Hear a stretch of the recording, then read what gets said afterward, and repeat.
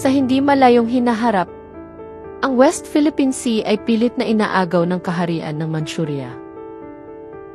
Bagamat hindi nila ito makuha sa pamamagitan ng pakikidigma, iba't ibang paraan ang ginagawa ng mga Manchurians para sirain ang moral, komunidad at paniniwala ng mga Pilipino upang masakop nila ang West Philippine Sea nang walang aktwal na digmaan na magaganap. Ito ay sa pamamagitan ng mga taksil ng bayan, tulad ng mga angkan ng mga politiko at mga bayarang media at social media influencers. Sa pagpapatuloy, nag-usap sina Commander at Agent Billy at may hatid itong magandang balita tungkol sa pag-dissolve sa loob ng mga Manchurians. Commander, Mabuti naman ang tigtas ka. Ha? Ano balita? awa ng Diyos. Commander, it's good to be back sa bansa natin. You did a good job. Mahirap mag-post bilang OFW. Eh sa Manchuria, ano bang sitwasyon ngayon? Ang balita, Commander. Dahil unti-unti na silang naliluso sa lugar. May lumalakas na rebellion ngayon. May sanction. Pangalan. Shenlong City. Well, Tawagin ay separatist. good to hear that. Agent Billy, paano natin sila matutulungan? Commander, hintayin natin ang pagtutok ng kaguluhan sa Manchuria. Kasi tiyak dito sila magtatako. Areglado. Eh si Agent Amari, kamusta naman? Nahirapan pa rin siyang tukuyin ko sana kahit daw dito sa Pilipinas. Pero ganoon pa man, tukuyin na niya kung sino ang ulo.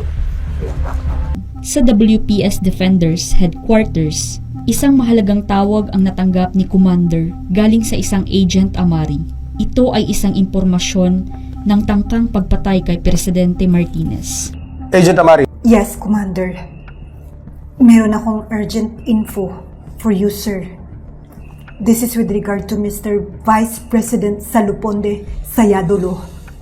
Kilala po siya dito sa Mindanao as alias Boss SS. Yes. Meron din sinabi sa akin si Aria sa akin nung nakaraang linggo tungkol dyan. Suspicious nga ang mga movements ni Vice President Salapunde. So ano naman ang update mo doon, Amari? Sir, positive ang resulta ng monitoring namin sa grupo ni Vice President Sayadolo. At ano yun? Commander, we have uncovered a sinister and complicated plot by the Manchurians to kill President Freddy Martinez.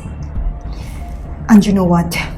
This assassination plan is being initiated by the Manchurian Secret and Intelligence Service or ang notorious na masisigang ng Manchuria in coordination with our own Vice President Saluponde Sayadolo and the Philippine-based Manchurian boss, Mr. Shifu. Sir, we have solid proof that every time the Vice President goes home to Mindanao, he is contacting Mr. Shifu, the Manchurian boss, here in the Philippines. They both talk about some joint special operation in Manila. However, it is only now that things become clear to us that it's all about an assassination plot versus the President Freddy Martinez. Agent Amari, good job. Ito gawin mo, please submit your detailed report agad sa akin. I want it ASAP so I can brief secretly the President on this sensitive issue. Buhay niya nakataya dito. Okay? Yes. Agent Amari, carry on. Salamat sa serbisyo mo. Yes, Commander. Taas noong isisigaw